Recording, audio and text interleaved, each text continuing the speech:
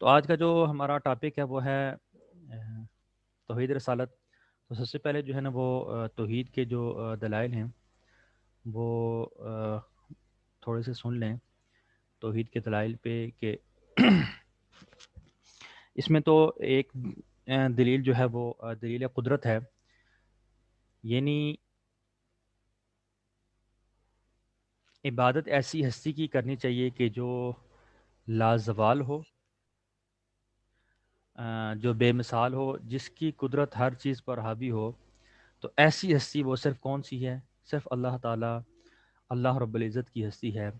تو لہٰذا عبادت کے لائق بھی وہی ذات ہے۔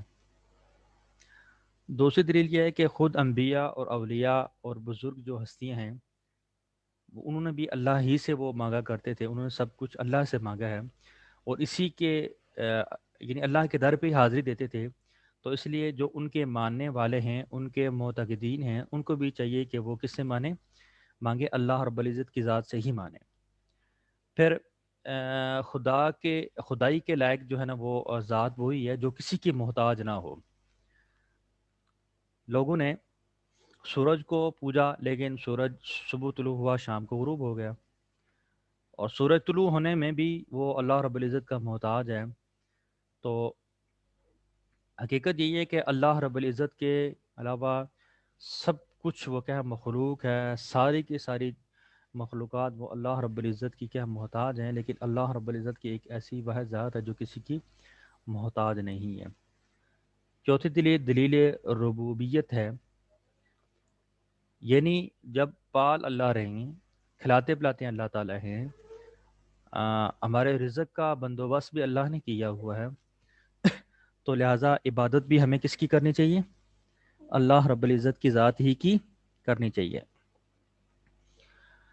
پانچویں دلیل یہ ہے کہ تاریخ میں جو ہے نا وہ تاریخ سے پتہ چلتا ہے کہ توحید جو ہے نا اس دنیا کا اصل مذہب ہے۔ یہی وجہ ہے کہ انسان اول سے لے کے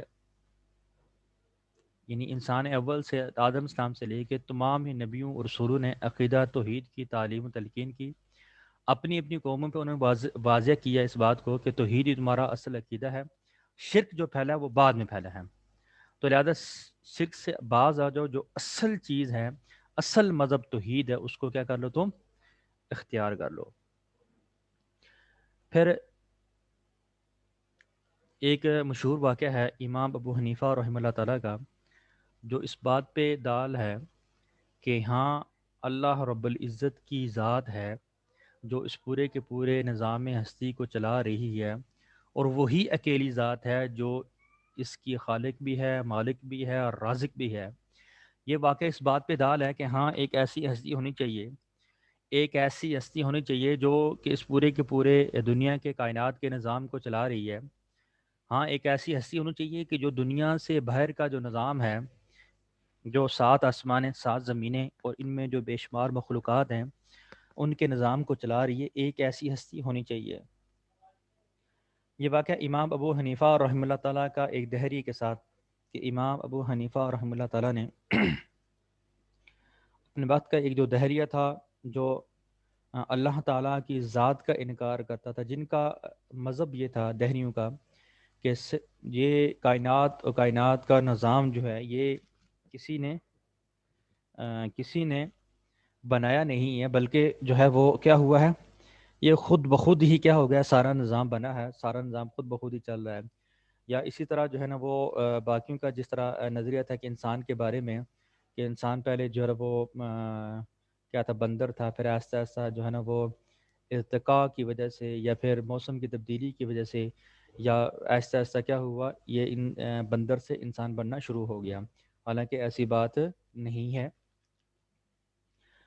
تو امام ابو حنیفہ رحمہ اللہ تعالیٰ نے اس وقت کے اس وقت کا جو دہریہ تھا اس سے مناظرہ طے کیا،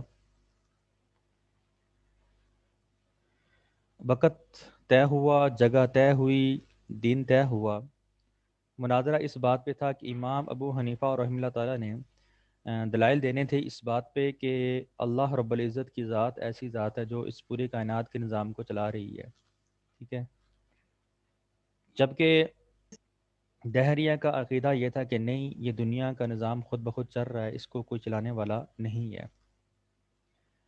تو امام ابو حنیفہ رحمہ اللہ نے جب جو دن مقرر تھا، جو جگہ مقرر تھی، جو وقت مقرر تھا، اس وقت وہ مقرر وقت پہ نہیں پہنچے۔ سارے لوگ پہنچ گئے ہیں، دہریہ پہنچ گیا، اسٹیج پہ ہے، شور مچا رہا ہے کہ دیکھیں اپنے آپ کو وقت کا امام کہنے والے، جو اپنے آپ کو توحیدی کہنے والے، اپنے آپ کو آ، اللہ رب العزت کا غلام کہنے والے، کہ بندے کہنے والے، وہ جو ہے انہوں نے مناظرہ طے کیا لیکن وقت مقررہ پر نہیں پہنچے۔ ٹائم گزرتا جا رہا ہے، گویا کہ میں جیتنے والا ہوں، گویا کہ میرے دلائل مضبوط ہیں، جن کی تاب نہ لا کر امام ابو حنیفہ رحمہ اللہ تعالی میدان میں ہی نہیں آئے۔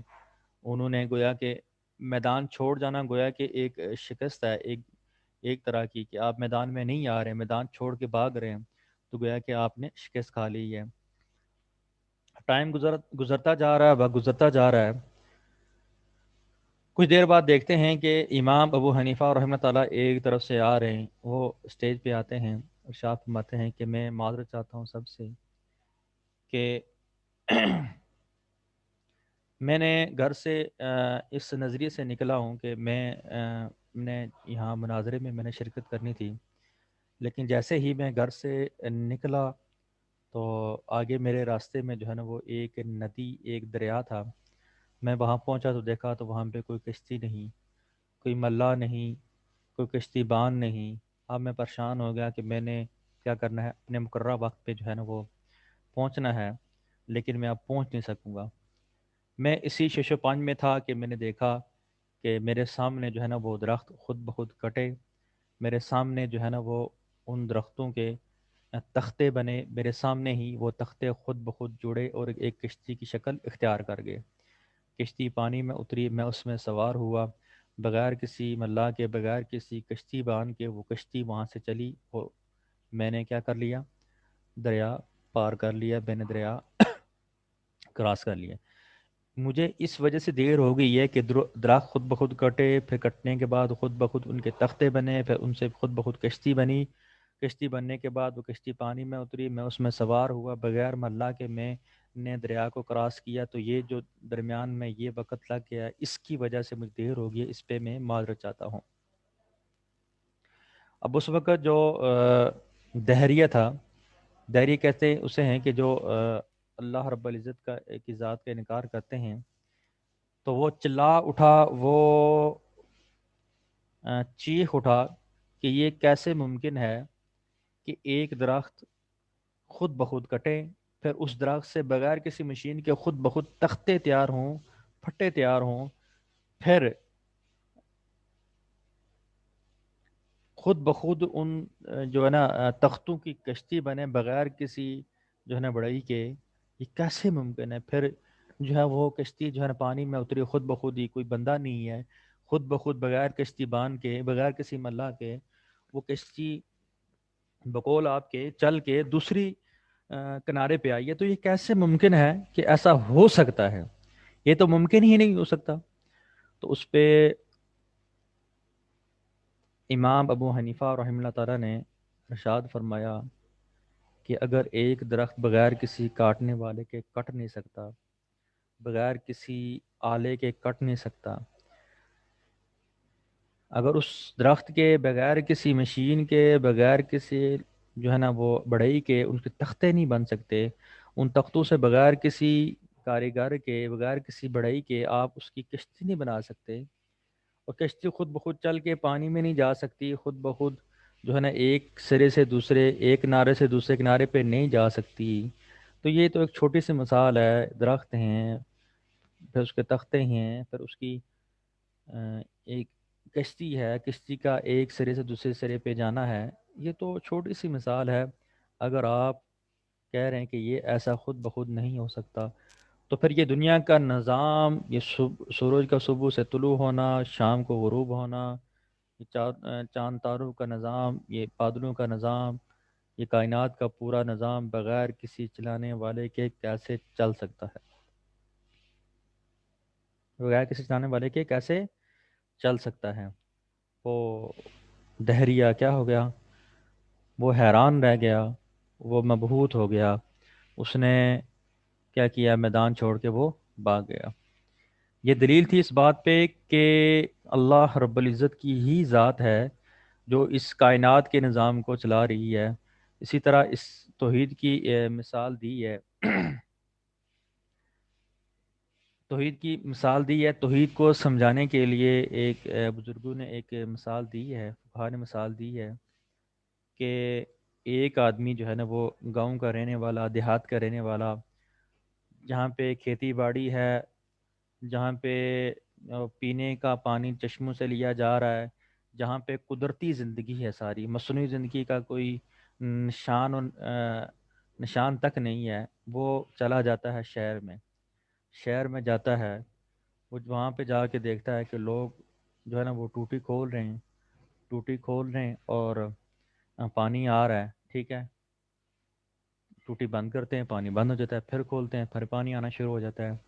وہ بڑا حیران ہوتا ہے کہ دیکھیں یہ انہوں نے ایک ٹوٹی لگائی ہے، یہاں سے پانی آ رہا ہے، اور ہم جو ہے وہ چشموں سے جا کے پانی لاتے ہیں، کہیں کہ میل، دو دو تین تین چار چار میل اتنے دور سے بڑی مشکل سے چشموں سے پانی بھر کے لاتے ہیں۔ ہم کتنے ہی بیوقوف ہیں کہ ہم نے ایک ٹوٹی کیوں نہیں خرید لی تاکہ ہمارے گھر بھی پانی آ جائے۔ خیر وہ دیہاتی جو ہے نا وہ کسی دکان سے وہ وہ ایک ٹوٹی خرید لیتا ہے اور گھر میں جا کے اپنے دیوار میں لگاتا ہے۔ اب گھر میں جا کے دیوار میں لگاتا ہے تو جب اب ٹوٹی کھولتا ہے تو پانی کوئی نہیں آ رہا ہے۔ تو یہ مثال ہے توحید کی کہ ہم بظاہر دیکھ رہے ہیں کہ سورج خود بخود طلوع ہو رہا ہے، شام کو غروب ہو رہا ہے، جس طرح اس دیہاتی کو یہ پتہ نہیں تھا کہ یہ ٹوٹی سے پانی صرف نہیں آ رہا ہے، ٹوٹی کے پیچھے پائپ لگا ہوا، پائپ کا کنیکشن جو ہے وہ ٹینکی کے ساتھ ہے، ٹینکی میں بھی پانی کہیں اور سے آ رہا ہے، تو ایک پورا ایک سسٹم ہے، ایک نظام کے تحت جو ہے وہ پانی آ رہا ہے، ایسا نہیں ہے کہ صرف ٹوٹی سے پانی آ رہا ہے۔ اسی طرح ہم بظاہر جو یہ دیکھ رہے ہیں کہ میں کیا کر رہا ہوں، محنت کر رہا ہوں، میں مزدوری کر رہا ہوں، میری وجہ سے جو ہے نا وہ گھر کا نظام چل رہا ہے، سورج صبح طلوع ہو رہا ہے، شام کو غروب ہو رہا ہے، بس ٹھیک ہے، اس کا کام ہے،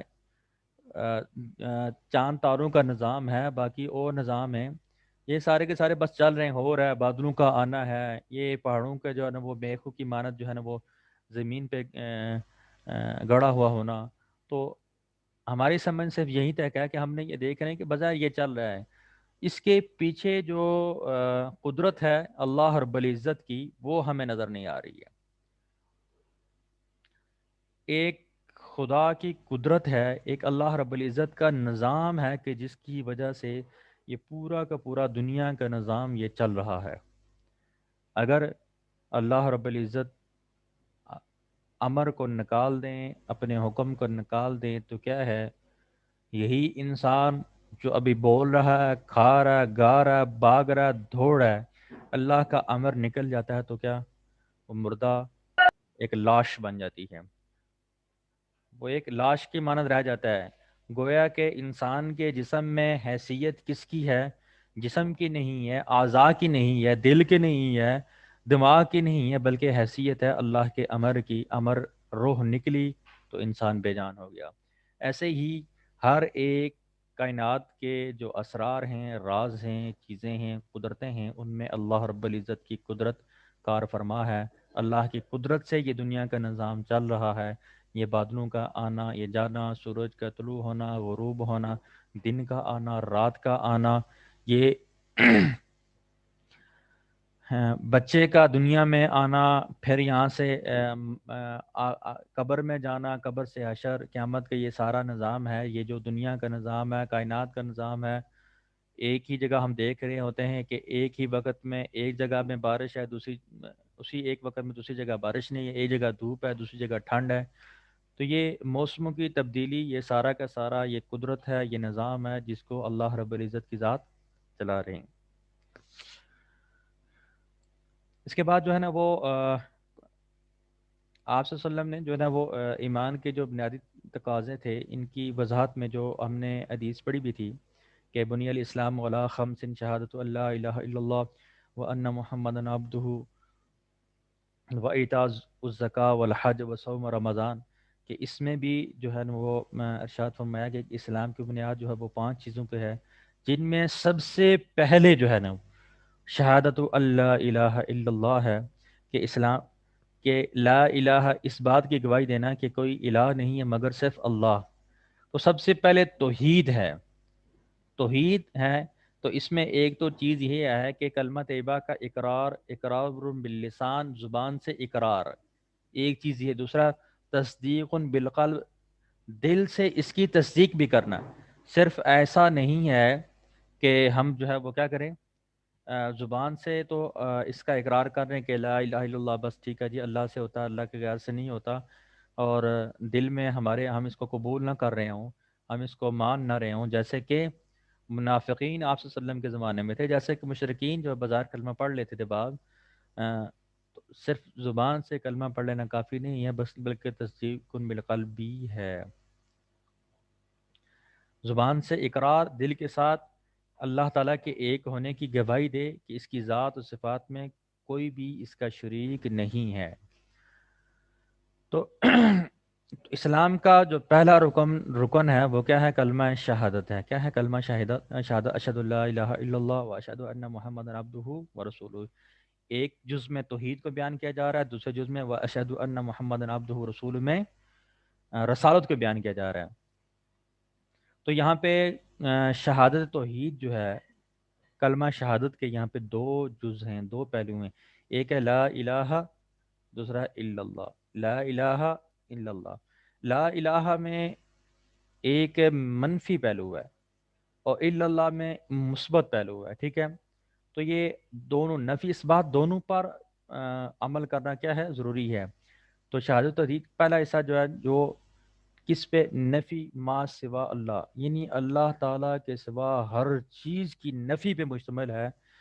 کہ بندہ، یعنی اس کا مفہوم یہ ہے کہ بندہ اپنے دل باطن کی اتھاہ گہرائیوں سے کائنات، جو زمین و آسمان کی نظام ہے، اس میں موجود ہر چھوٹی بڑی ادنا اعلیٰ مخلوق کی جو نا الوہیت کے ہر امکان کی کلی طور پر نفی کر دے.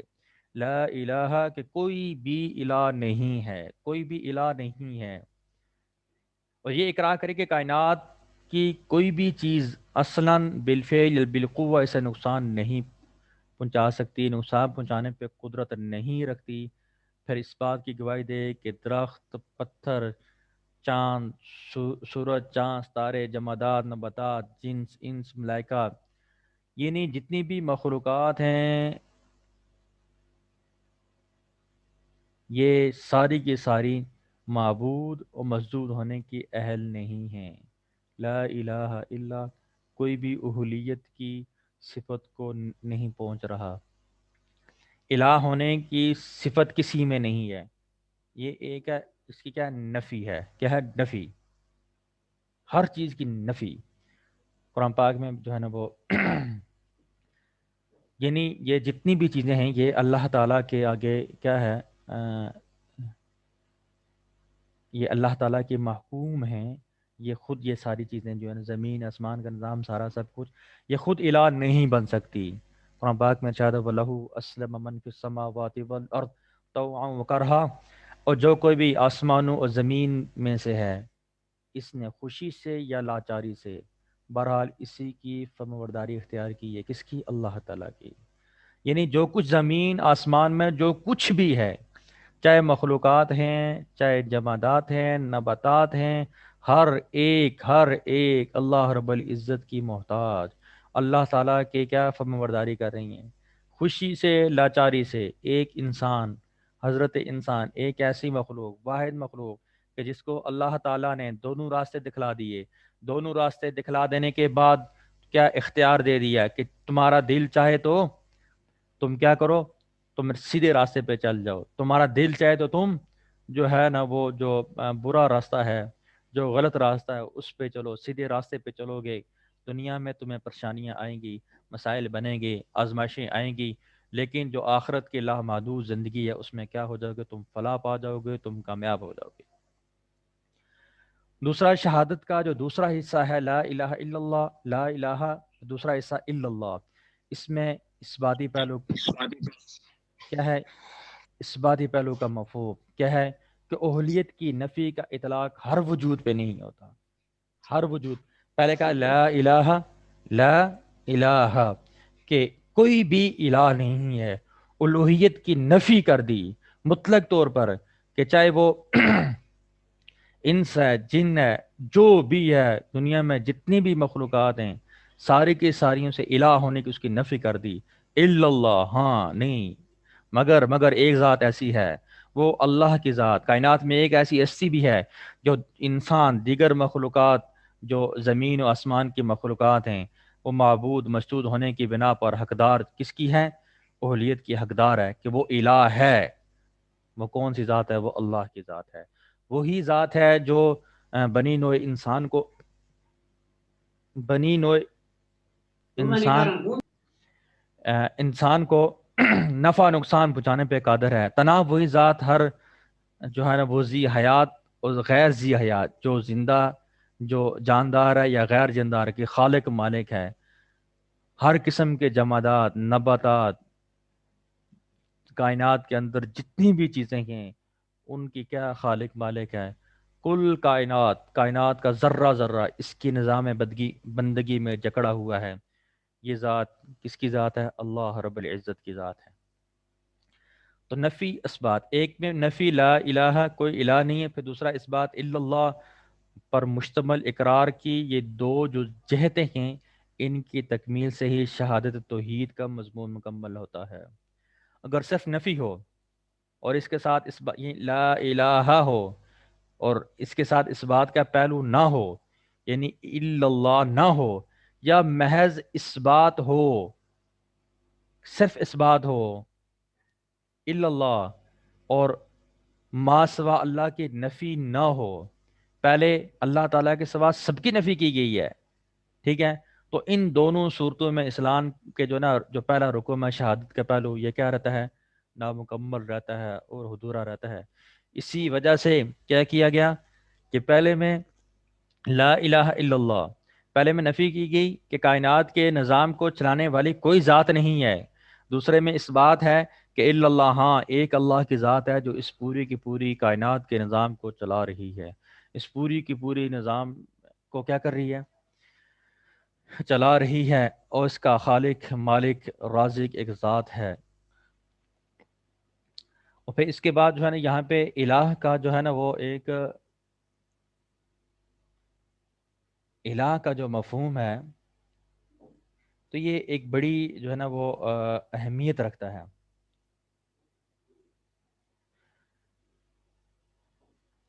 اب یہاں پہ کیا ہے؟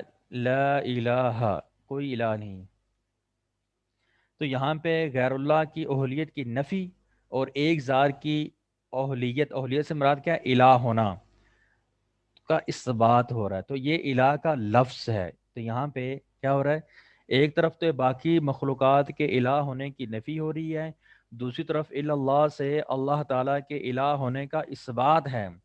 تو اس میں جو ہے نا وہ الہ کے جو ہے نا وہ جو معنی ہیں، تو بعض یعنی علماء کا قول یہ ہے کہ الہ یلہ سے مشتق ہے، جس کا معنی ہے عبادت کرنا۔ دوسرا الہ کا معنی معبود، یعنی جس کی عبادت کی جائے، یہ ہے۔ اور پھر زمانہ قدیم میں وہ سورج کی جو پوجا کرنے والے تھے، انہوں نے سورج کا نام آلہہ رکھا ہوا تھا، اس کی وجہ بھی تسمیہ یہی تھی کہ وہ اسے معبود تصور کرتے ہیں۔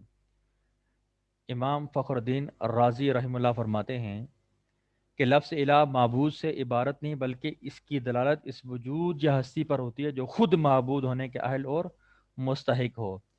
قرآن حکیم میں لفظ الہ اکثر و بیشتر معبود کے معنوں میں کیا ہوا ہے؟ استعمال ہوا ہے، جس طرح کہ قرآن پاک کی ایک آیت ہے اذ قال لبنیہ ما تعبدون من بعدی قالوا نعبد الہک و الہ آبائک ابراہیم و اسماعیل و اسحاق الہ واحد و نحن له مسلمون۔ اذ قال، جب انہوں نے کہا، لبنیہ اپنے بیٹوں سے، جب انہوں نے اپنے بیٹوں سے پوچھا، ما تعبدون من بعدی، تم میرے مرنے کے بعد کس کی عبادت کرو گے؟ قالوا نعبد الہک، تو انہوں نے کہا کہ ہم آپ کے معبود ہم عبادت کریں گے الہ کا، آپ کے معبود۔ تو یہاں پہ الہ کا معنی معبود کیا گیا، وہ الہ آبائکا، اور آپ کے باپ دادا ابراہیم اسحاق کے معبود، وہ الہ آبائکا، وہ الہ، تو یہاں پہ بھی الہ کا ترجمہ معبود کیا گیا۔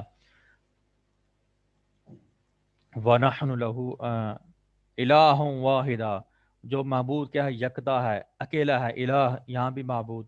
وَنَحْنُ لَهُ مسلمون، اور ہم سب اسی کے کیا ہیں، فرما بردار رہیں گے۔ پھر اسی طرح قرآن پاک میں قال یا قوم اعبدوا اللہ ما لکم من الہ غیرہ افلا تتقون، قال یا قوم اعبدوا اللہ، انہوں نے کہا ہے میری قوم اللہ کی عبادت کرو، اس کے سوا ما لکم من الہ، اس کے سوا تمہارا کوئی معبود نہیں، کیا تم پرہیزگار نہیں بنتے؟ اسی طرح وما ارسلنا من قبلک من رسول الا نوحی الیہ انہ لا الہ الا انا فاعبدوا، اور ہم نے آپ سے پہلے کوئی رسول نہیں بھیجا مگر ہم نے اس کی طرف یہی وہی کرتے رہے، کیا، انہ لا الہ، کہ میرے سوا کوئی معبود نہیں، الا اللہ، الا انا فاعبدون، تو پس تم میری ہی عبادت کیا کرو۔ تو یہاں پہ الہ کا معنی کیا ہے، معبود۔ اسی طرح پھر الہ کے جو ہے نا وہ اور کافی معنی دیے گئے ہیں، لیکن یہاں سے مراد کیا ہے، معبود ہی ہے۔ تو یہ ایک جز کلیئر ہوا، تھوڑا سا ہم نے اس کے بارے میں پڑھا ہے۔ اسلام کے جو بنیادی رکن ہے، جو بنیاد ہے، جو اساس ہے توحید، اس کے بارے میں ہمارا دوسرا ٹاپک جو اسلام کی جو بنیاد کہہ لیں، وہ توحید کا ہے۔ پہلا رسالت کا تھا۔ تو توحید اور رسالت یہ تھوڑا سا سمجھنے کی بات ہے کہ یہ دونوں جو ہیں یہ ایمان کا لازم ملزوم جز ہیں، لازم ملزوم جز ہیں۔ اگر آپ جو ہے نا وہ جس طرح کلمہ طیبہ کا جو پہلا جز ہے لا الہ الا اللہ، اس کا اگر صرف اقرار کرتے ہیں زبان سے، دل سے تصدیق نہیں کرتے، تو آپ ایمان میں داخل نہیں ہو سکتے۔ اسی طرح محمد رسول اللہ یا محمد عبدہ، آپ صلی اللہ علیہ وسلم کے عبد ہونے کے، محمد ہونے کے، اگر صرف آپ جو ہے کیا کرتے ہیں، دل سے اقرار کرتے ہیں، یا صرف زبان سے اقرار کرتے ہیں، دل سے اقرار نہیں کرتے، تب بھی جو ہے نا وہ جو ہے نا یہ کیا کہہ سکتے ہیں آپ کہ ایمان میں آپ داخل نہیں ہو سکتے۔ جس طرح کے مشرکین مکہ جو تھے وہ ایسا ہی کرتے تھے، یا جو منافقین تھے جو مدینہ میں تھے، تو وہ انہوں نے کیا صرف زبان سے اقرار کیا ہوا تھا، باقی سارے کے سارا ان کا جو دل تھے، قلوب تھے، ان کی ساری جو ہمدردیاں تھیں وہ ساری کی ساری قریش مکہ کے والوں کے ساتھ تھی۔ تو ایسے یہ دونوں لازم ملزوم ایک دوسرے کا جز ہیں۔ اگر آپ صرف وحدانیت کا اقرار کرتے ہیں، جس طرح اس دور میں عیسائی ہیں، وہ بھی اللہ تعالیٰ کو ایک مانتے ہیں لیکن آپ صلی اللہ علیہ وسلم کو آخری نبی نہیں مانتے، تو تب بھی آپ کا ایمان خطرے میں ہے۔ یہ دونوں لازم ملزوم ہیں۔ آپ صلی اللہ علیہ وسلم نے ایک تو آپ اللہ کی ذات کا، اللہ کی وحدانیت کا دل و زبان سے اقرار کریں گے، دوسرا آپ صلی اللہ علیہ وسلم کی رسالت کا، یعنی توحید کا اقرار، رسالت کا اقرار، یہ زبان سے بھی آپ نے کرنا ہے، یہ دل سے بھی کرنا ہے۔ یہ دونوں لازم ملزوم ہیں۔ اگر آپ صرف جو ہے کیا کرتے ہیں، زبان سے اقرار کرتے ہیں دونوں جزوں کا، لا الہ الا اللہ محمد الرسول اللہ، آپ صرف کلمہ دل سے نہیں پڑھتے، زبان سے پڑھتے ہیں، دل میں آپ کے کھوٹ ہے، آپ کے دل میں نفاق ہے، کفر ہے، تو آپ تب بھی اسلام میں داخل نہیں ہوں گے۔ تو محمد رسول اللہ یا پھر عبدہ و اشہد ان محمد عبدہ و رسولہ، تو اس میں دیکھ لیں جو ہم نے جو حدیث مبارکہ پڑھی ہے کہ اس میں کیا بتا ہے کہ اسلام کی بنیاد 5 چیزوں میں ہے، تو اس میں سے جو پہلی جز جو پہلی جو بنیاد ہے وہ کیا ہے؟ توحید اور رسالت ہے۔ توحید رسالت دونوں ایک دوسرے کا لازم ملزوم جز ہے۔ یعنی جہاں پہ ایک مومن کے لیے ضروری ہے کہ وہ اللہ تعالیٰ کی وحدانیت کی گواہی دے، تو وہاں پہ ساتھ ضروری یہ ہے کہ وہ آپ صلی اللہ علیہ وسلم کی رسالت کا بھی اقرار کرے، اس کی بھی گواہی دے، کیونکہ آپ صلی اللہ علیہ وسلم کی ذات پر ایمان لائے بغیر صرف توحید بائی تعالیٰ پر ایمان کا دعویٰ جو کہ لغو ہے، بے حقیقت ہے، محض کیا خام خیالی ہے۔ جس طرح کہ آج کے دور میں قادیانی ہیں، وہ اللہ تعالیٰ کو تو ایک مان رہے ہیں، لیکن آپ صلی اللہ علیہ وسلم کی ذات پہ ایمان تو لا رہے ہیں، لیکن آپ صلی اللہ علیہ وسلم کی جو ختم نبوت ہے یا آپ صلی اللہ علیہ وسلم کی جو نبوت ہے اس پہ ضرب لگا رہے ہیں، کیونکہ ہمارا ایمان ہے کہ حضور پاک صلی اللہ علیہ وسلم اللہ تعالیٰ کے کیا ہیں؟ آخری نبی ہیں۔ انبیاء کا سلسلہ کب شروع ہوا؟ اللہ تعالیٰ نے جب اس انسان کو اس دنیا میں بھیجا تو اس انسان نے اللہ کے احکامات سے روگردانی کی، تو اللہ تعالیٰ نے اس انسان کی فلاح کے لیے، کامیابی کے لیے، رہنمائی کے لیے اپنے محبوب ہستیوں کا کیا کیا؟ سلسلہ شروع کیا، جو اللہ تعالیٰ ہوتے تو بندوں میں سے تھے، انسانوں میں سے تھے، لیکن اللہ تعالیٰ کی پیاری اور محبوب ہستیاں تھیں، جنہوں نے اس دنیا میں آ کے کیا کیا؟ لوگوں کو اللہ تعالیٰ کی وحدانیت کا یقین دلایا، اور پھر ساتھ بتلایا کہ میں اللہ کا نبی ہوں۔ تو آپ صلی اللہ علیہ وسلم جو ہے وہ آخری نبی ہیں۔ یہ ہمارا ایمان ہے، یہ ہمارے ایمان کا حصہ ہے کہ حضور پاک صلی اللہ علیہ وسلم کیا ہیں؟ آخری نبی ہیں، اللہ کے نبی بھی ہیں، رسول ہیں اور آخری بھی ہیں۔ ختم نبوت کے صدقے یہ ہمارا فرض بنتا ہے، یہ ہمارے ایمان کا ایک جز ہے۔ اگر ہم آپ صلی اللہ علیہ وسلم کے ختم نبوت کا انکار کرتے ہیں تو گویا کہ ہم سیدھا سیدھا ایمان کا انکار کر رہے ہیں۔ اسلام کا جو پہلا بنیادی جز ہے توحید رسالت، اس کے ایک جز کا انکار کر رہے ہیں۔